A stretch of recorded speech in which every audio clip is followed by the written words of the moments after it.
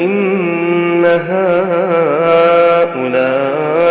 يحبون العاجلة ويذرون وراءهم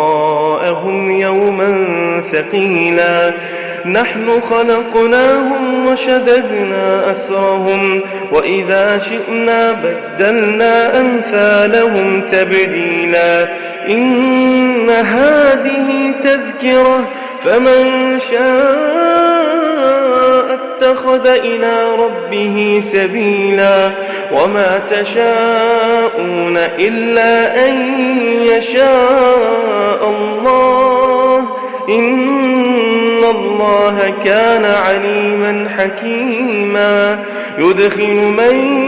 يشاء في رحمته والظالمين أعد لهم عذابا أليما.